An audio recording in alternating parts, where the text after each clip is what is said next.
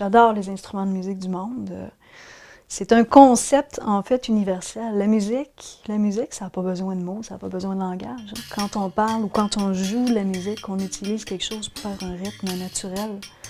Il n'y a plus de langue, il n'y a plus de limite dans le cerveau. Ça se fait naturellement. On dirait que c'est le corps qui réagit de par sa nature avec les éléments de la nature qui l'entourent. C'est complètement magique.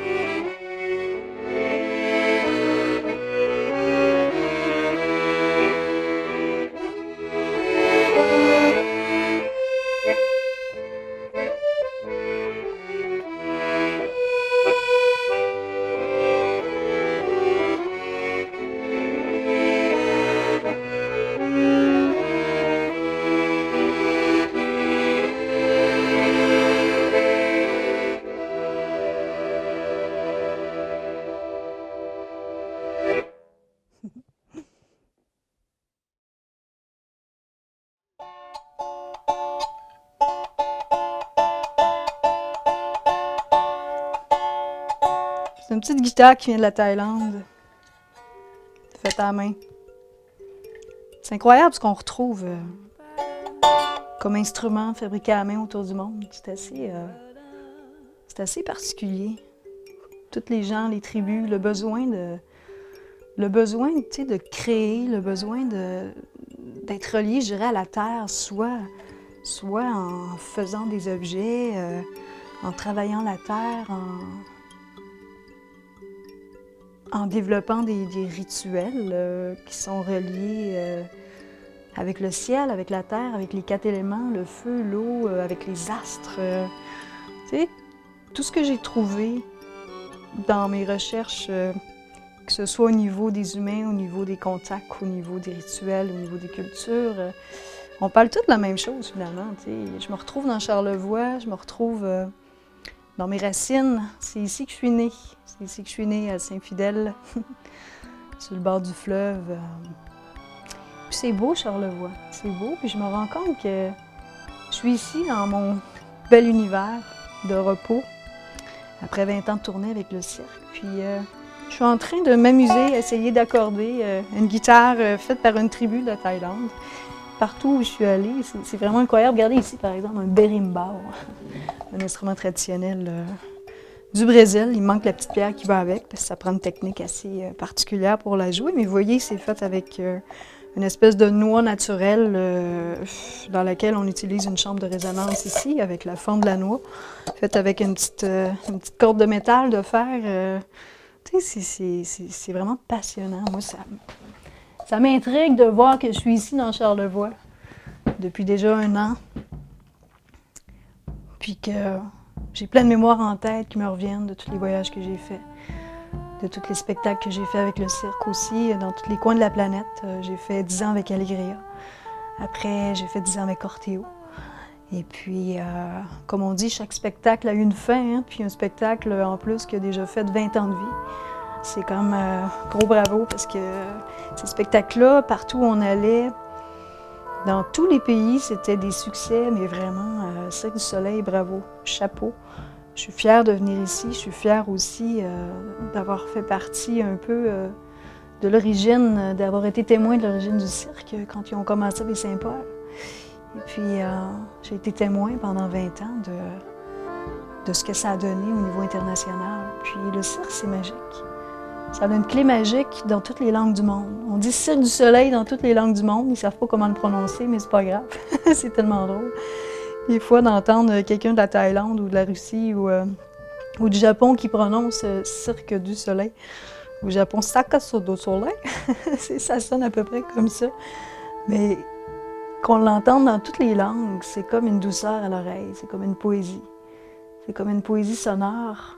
Et puis, ce que je me rends compte, c'est que ça apporte de la magie. Ça donne quelque chose.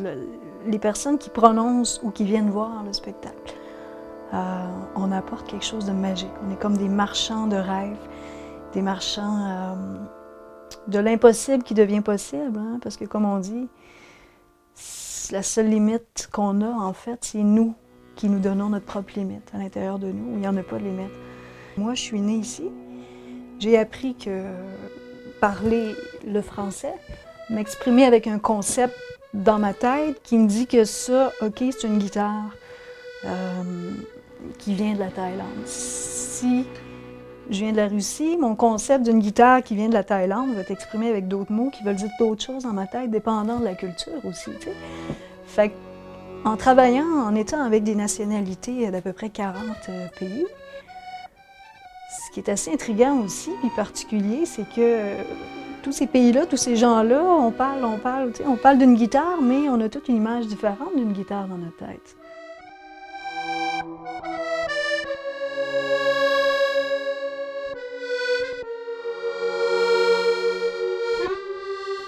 Les valises, ça c'est un autre monde.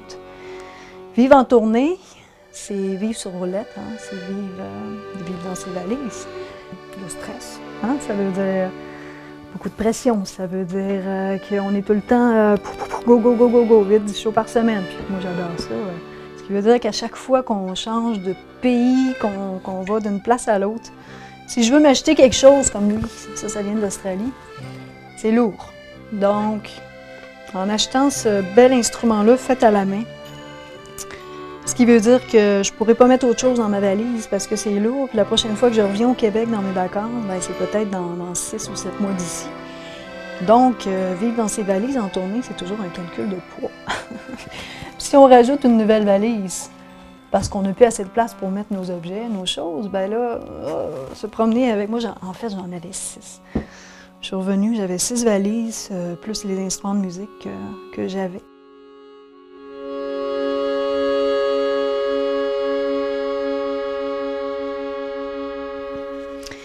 Cet objet-là vient d'une tribu qui s'appelle les Aka, qui vivent au nord de la Thaïlande, un peu à côté aussi des tribus des femmes au long cou, les femmes padang qu'on appelle, qui viennent de Birma. Puis cet objet-là, quand je l'ai acheté, mon Dieu, la technique pour le jouer, c'est qu'il faut souffler, mais il faut aspirer aussi dans le petit trou qu'il y a ici.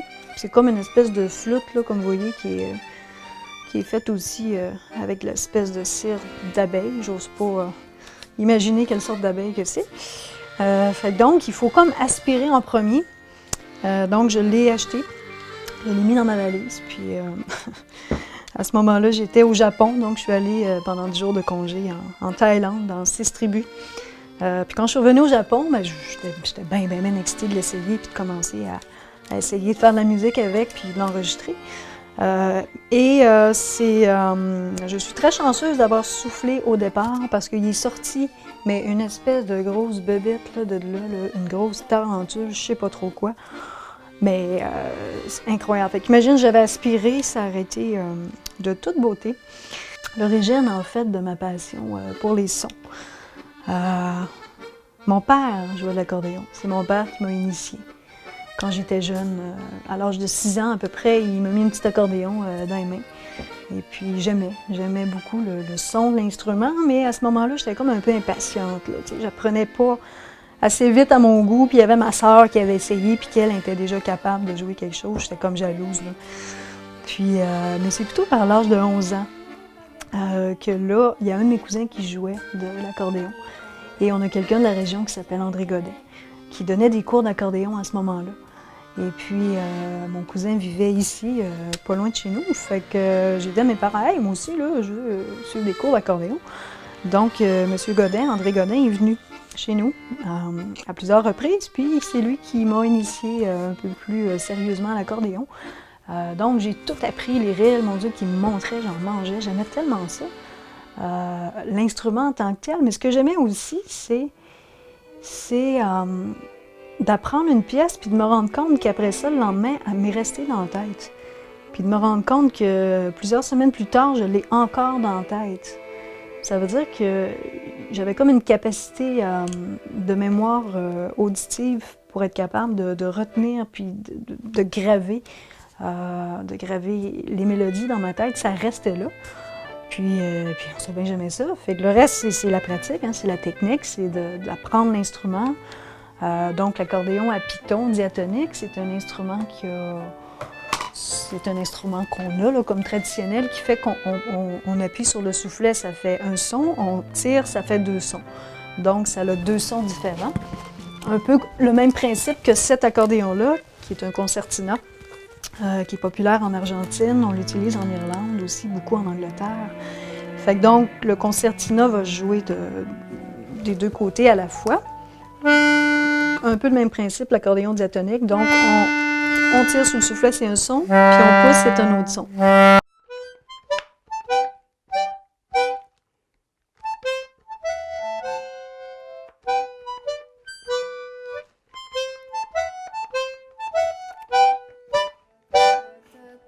Il y a à peu près 5 accordéons au monde qui ont été commercialisés. Donc, on a l'accordéon à piton qu'on utilise ici, que soit 1 rangée, 2 rangées ou 3 rangées. On a le concertina, forme hexagonale. On a l'accordéon chromatique qu'on utilise beaucoup en France. C'est un accordéon à boutons, avec des boutons de chaque côté. On peut avoir soit 48, 96 ou 120 basses du côté gauche, et on peut avoir à peu près 2 ou 3 ou 4 ou 5 rangées du côté droit, qui est utilisé beaucoup dans le style musette français, aussi dans la musique classique. Il y a beaucoup de compétitions qui se fait aussi avec cet instrument-là. Puis on a aussi l'accordéon piano, qui est un accordéon qu'on a ici, que j'ai utilisé dans le spectacle Allegria. C'est un peu lourd, ça fait faire des bons muscles, il faut avoir des bonnes épaules. Fait que comme vous voyez ici, cet accordéon-là, elle a un clavier complet.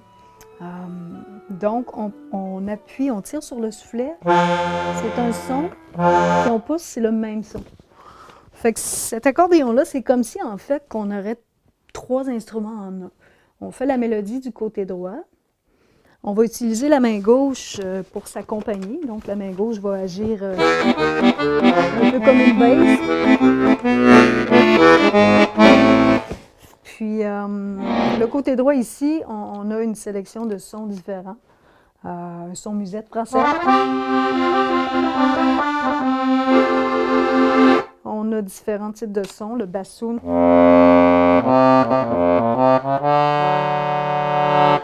Puis, on peut créer aussi différents effets à l'aide du soufflet. Donc, vous voyez ici, le soufflet peut être utilisé pour faire des effets spéciaux, par exemple.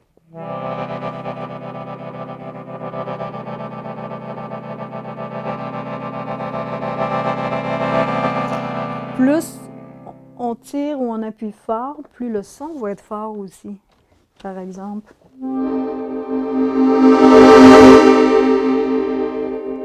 C'est un peu comme des vagues.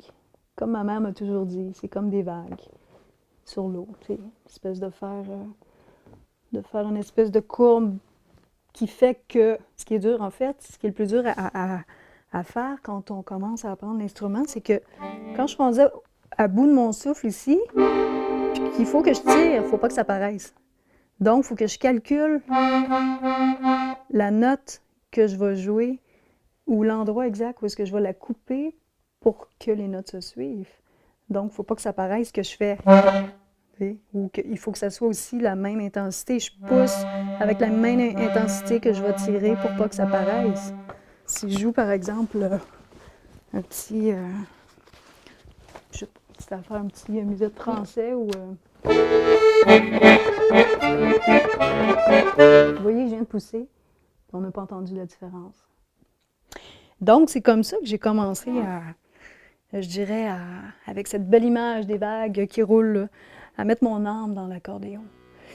Puis en parlant de mettre son âme dans les choses à travers les voyages, à travers la vie de tournée entre 2 spectacles, parce que c'est sûr qu'on faisait à peu près de 8 à 10 spectacles par semaine.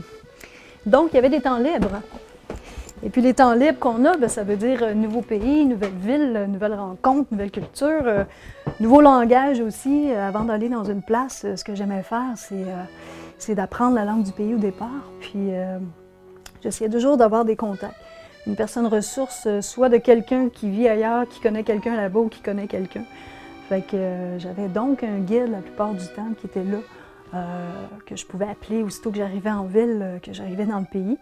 Et puis, ma recherche, en fait, était surtout au niveau sonore. Ça veut dire d'essayer justement d'aller trouver des instruments particuliers, soit des gens qui les jouent, d'enregistrer des sons, d'essayer à partir de ces sons-là, par la suite, de créer ma propre musique. Donc, avec ces sons-là, ce qu'on pourrait décrire un peu techniquement, ce qu'on pourrait appeler du bio-écolo-électroacoustique. Électroacoustique veut dire la manipulation des sons à partir d'un autre son. Donc l'électroacoustique, je peux partir de ce son-là ici, tout simplement de donner un coup sur ça. J'enregistre le son et à partir de ce son-là, je vais créer une autre gamme de sons avec des effets particuliers qui sont faits à l'aide de programmes à l'ordinateur. Donc, de façon électroacoustique, je crée mes propres sons originaux qui sont basés sur des sons naturels. Et par la suite, j'ai enregistré beaucoup de sons écolo-acoustiques, donc la nature, les voyages, les sons naturels, des enfants qui parlent dans plusieurs langues, qui chantent, des criquets, des grenouilles rainettes, des beaux sons de Charlevoix, des arbres, la glace, le vent. Fait que ça ici, c'est Musique du monde et chants de baleines, par exemple. Ça a été ma première expérimentation. Ben le fun. Fait que j'étais en Australie quand j'ai fait ça. On a même, par exemple, le kookaburra, qui est un oiseau, mais qui rit comme un singe. Bien intéressant, bien le fun, avec des voix aussi, j'ai des voix aborigènes. J'ai des personnes aussi avec lesquelles je travaillais au cirque qui ont été impliquées dans le projet. J'en suis venue par la suite à faire un deuxième projet qui s'appelle Des racines au cosmos. Et puis à ce moment-là, le titre Cosmos a comme attiré l'attention d'un de mes amis. Avant que je finalise cet album-là, un de mes amis japonais qui s'appelle Taku. Et puis Taku me dit, est-ce que tu connais Douglas Quinn?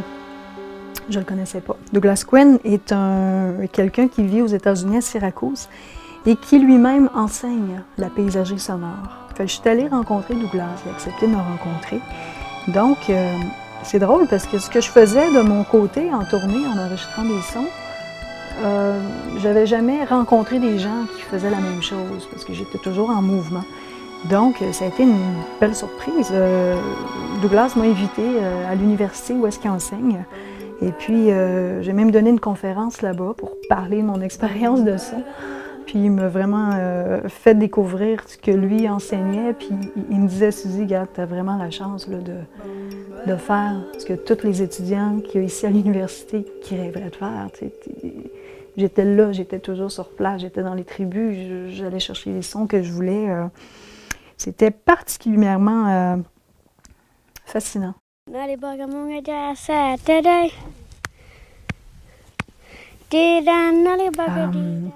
Je suis revenue au Québec pendant que je faisais cet album-là. C'est là que j'ai fait la belle rencontre de quelqu'un de beaucoup impliqué dans la région, qui est Jean-Luc Dupuis, qui a fait tellement de projets super intéressants puis originaux dans la région de Charlevoix. Et donc, Jean-Luc est un passionné des images, un passionné visuel, aussi de la photographie. Et puis, Jean-Luc, à ce moment-là, partait en voyage dans une tribu africaine. Et donc, j'étais jalouse. Et il est revenu, puis il m'a tout donné ses sons, puis ses images en plus. Il avait commencé à faire du vidéo. Et c'est là que, avec d'autres images qu'il avait fait, que j'ai commencé à mettre de la musique sur ce qu'il faisait. Parce que la manière qu'il captait les images était vraiment d'une façon que j'avais comme jamais vue, qui m'a intriguée au départ, qui m'a inspirée. Et on a fait en premier un petit montage vidéo qu'on peut retrouver sur YouTube qui s'appelle Le Galou, qui a été fait avec une espèce de vieille épave de bateau échoué à l'île d'Anticosti. Donc ça a été une belle, je dirais une belle découverte. Et par la suite, on a commencé, vous avez ici, hop, un petit DVD qu'on a fait après, sur la région de Charlevoix. Jean-Luc voulait faire un projet photo sur Charlevoix, puis j'ai proposé pourquoi on ne le fait pas en vidéo, puis en son. Fait que c'est ça qui a donné ça, qui a été fait sur une période de 18 mois. Moi, j'étais en tournée, donc les projets ont été faits complètement à distance. Jean-Luc filmait. Il m'envoyait les scènes par Internet ou sur une clé USB qui se perdait très souvent dans la poste. Donc, ça inclut un collectif de personnes de la région de Charlevoix. Ça inclut les beautés de Charlevoix qu'on voit à travers la nature, qu'on voit à travers les gens, aussi des gens locaux, à travers des artistes, à travers les animaux, à travers les activités culturelles, les activités sportives qu'on a dans notre belle région. Et il y a des images aussi, bien sûr, qui ont été filmées du haut des airs, donc ce qui donne un accès à des endroits, bien sûr, qu'on ne peut pas voir quand on se promène sur Terre. Fait que ça a été un bel accomplissement. C'est un produit qui a été reconnu aussi comme produit ambassadeur du Québec et de Charlevoix par Philippe Couillard. Donc, Charlevoix, un voyage à travers les saisons, a été fait pour mettre Charlevoix en valeur de façon poétique. On appelle ça de la poésie visuelle et sonore. Et par la suite, on en vient avec un autre album qu'on a récemment finalisé. De Charlevoix au Grand Cirque, récit d'une globe-trotteuse. On a utilisé un peu mon histoire à travers mes voyages avec le cirque, le Grand Cirque, qui est bien sûr notre beau Cirque du Soleil qui vient de Charlevoix. Et puis, on compare en fait l'histoire de la fille qui part à travers le monde, qui voyage, qui revient dans Charlevoix pour se ressourcer et qui fait la rencontre d'une musicienne de Charlevoix, une chanteuse, Caroline, notre belle Caroline, la marsouine de l'île, qui, elle, rêverait d'aller au Grand Cirque, mais n'a comme pas réalisé son rêve, entre guillemets. Donc, c'est la comparaison de celle qui a accompli un rêve qu'elle avait, qui revient dans Charlevoix pour écrire un roman, et de l'autre qui rencontre cette fille-là, mais qui aurait voulu savoir qu'est-ce qu'elle a manqué. Fait qu'on a encore une fois accès à des scènes sur la beauté de Charlevoix, cette fois-là avec une histoire d'une Charlevoisienne. Et puis de gens de Charlevoix, on a ici Benoît, notre pilote d'hélicoptère, Benoît Provencher, qui est impliqué dans le projet. On a aussi Guy Saint-Onge, qui est à Lille, là-bas aussi, le Havre de Lillet, qui est impliqué dans le projet. C'est un beau collectif de Charlevoisiens. Et puis, je peux dire que ces produits-là aussi sont, je dirais, les premiers films de Charlevoix qui ont été réalisés par deux Charlevoisiens. Alors, c'est l'amour de la région, avant tout, qui est exprimé à travers ces produits-là.